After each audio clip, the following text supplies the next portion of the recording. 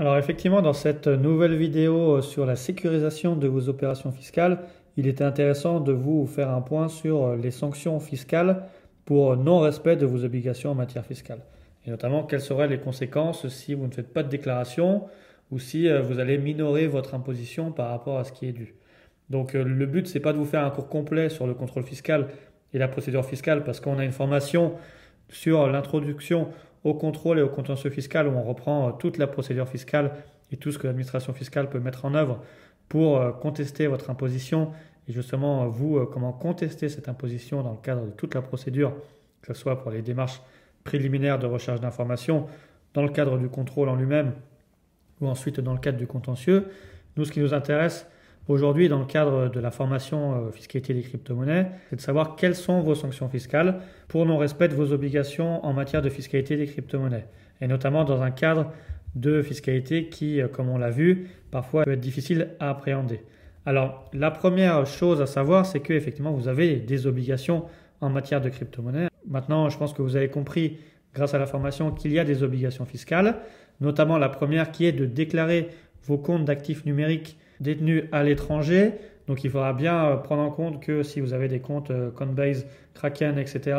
de les déclarer chaque année dans le cadre de votre déclaration d'impôt sur le revenu. Vous savez, on l'a vu dans l'explication des principes généraux, que si vous oubliez de faire cette déclaration, vous avez des amendes qui vont s'appliquer à hauteur de 750 € par compte non déclaré et 125 € par omission et inexactitude dans la déclaration, dans une limite de 10 000 € par déclaration. Et si le montant sur ces comptes est supérieur à 50 000 € en valeur fiat à n'importe quel moment de l'année, dans ce cas-là, les montants des amendes sont doublés. On passe à hauteur de 1 500 € par compte non déclaré et 250 € par omission inexactitude, toujours dans la limite de 10 000 €. Ensuite, on a vu également qu'à côté de cette obligation de déclaration pure et simple de vos comptes, qui est une obligation en fait de déclarer vos comptes à l'étranger, il y a aussi la déclaration de vos revenus pour le calcul de l'impôt, notamment pour la déclaration du formulaire 2086 de calcul de vos plus-values sur l'année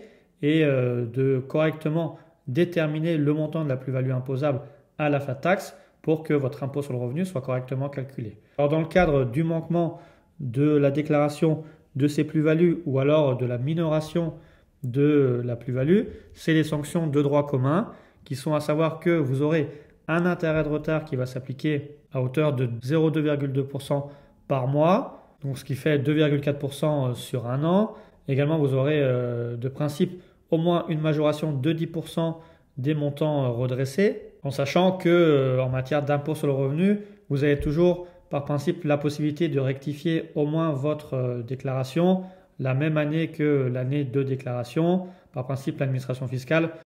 on le voit, si elle-même elle s'aperçoit que vous avez minoré votre imposition, elle va vous envoyer une lettre de relance à l'amiable pour redéposer une déclaration et comme quoi vous acceptez que l'administration fiscale complète votre déclaration avec des revenus imposables et recalcule votre impôt sur le revenu par rapport à ces nouveaux revenus. Donc là, c'est les premières sanctions de principe. Après, il faudra distinguer est-ce que c'est une insuffisance de déclaration ou un défaut, retard de déclaration, voire une absence de déclaration.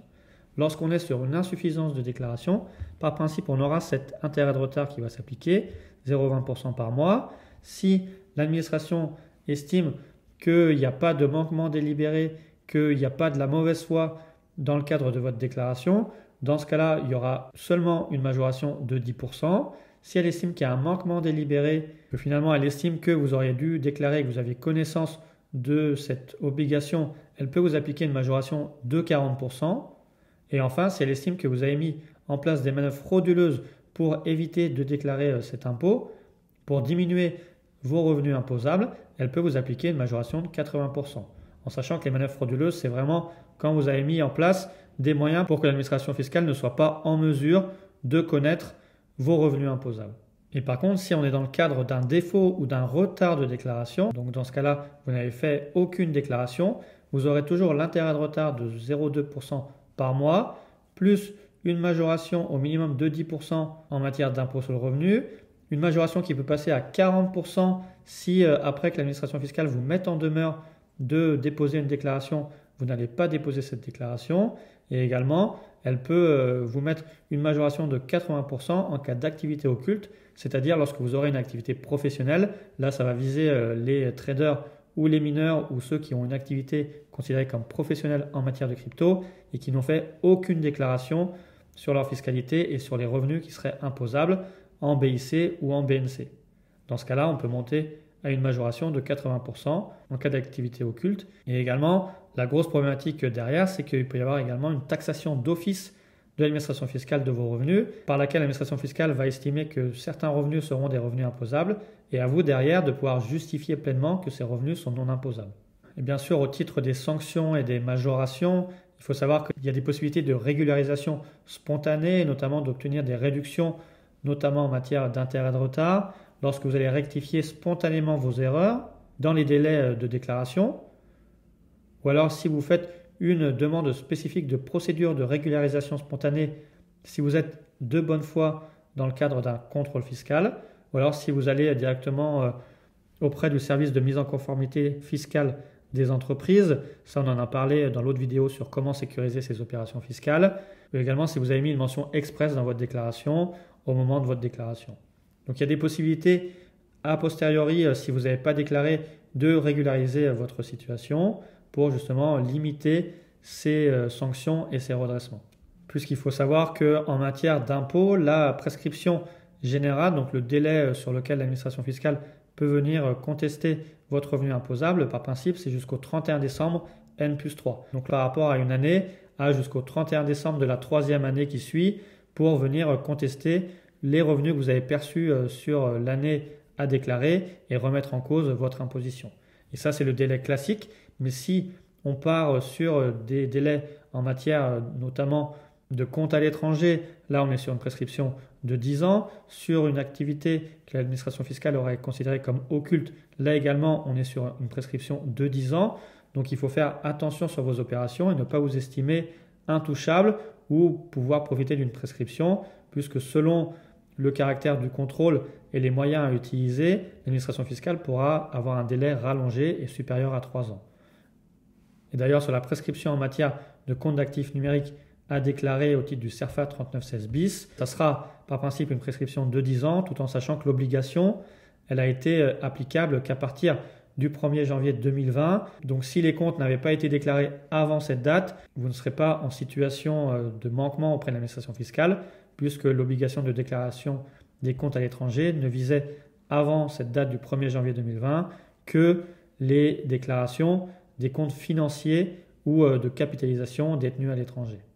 Et enfin, pour terminer sur la grosse sanction qui n'est plus une sanction fiscale mais une sanction pénale, c'est bien sûr le délit de fraude fiscale. Lorsque vous allez vouloir vous soustraire frauduleusement ou que vous faites une tentative de soustraction frauduleuse à l'impôt, et notamment peu importe la nature du procédé utilisé. Dans ce cas-là, l'administration fiscale devra quand même démontrer la preuve du caractère intentionnel de votre volonté de vous soustraire à l'impôt, mais si elle y arrive, il y a des sanctions pénales qui sont très importantes, jusqu'à 500 000 € et 5 ans d'emprisonnement, voire 3 millions d'euros et 7 ans d'emprisonnement si c'est une infraction qui est dite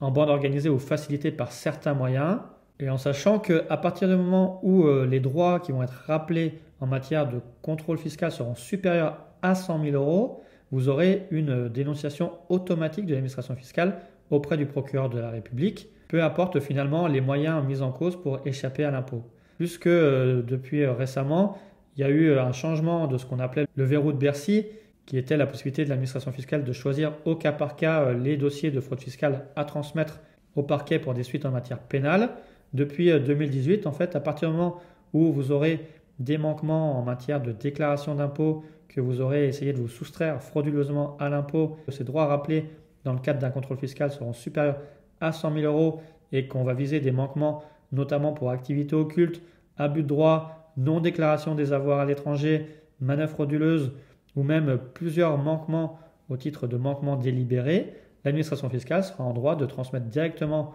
votre dossier au parquet et qu'il y ait des suites pénales en matière de fraude fiscale sur votre dossier. Donc voilà, on a fait le point sur les sanctions fiscales possibles en matière de non-déclaration de vos crypto-monnaies. D'abord sur la déclaration du compte à l'étranger, ensuite pour les manquements classiques en matière de déclaration d'impôt sur le revenu, soit pour insuffisance de déclaration, ou soit pour défaut de déclaration. Et ensuite sur les possibles sanctions pénales pour fraude fiscale qui peuvent suivre selon les montants en cause. Donc c'est pour ça qu'on vous invite vraiment à sécuriser vos opérations, à déclarer vos gains en matière de crypto-monnaie pour être dans les clous et éviter tout redressement en matière de fiscalité.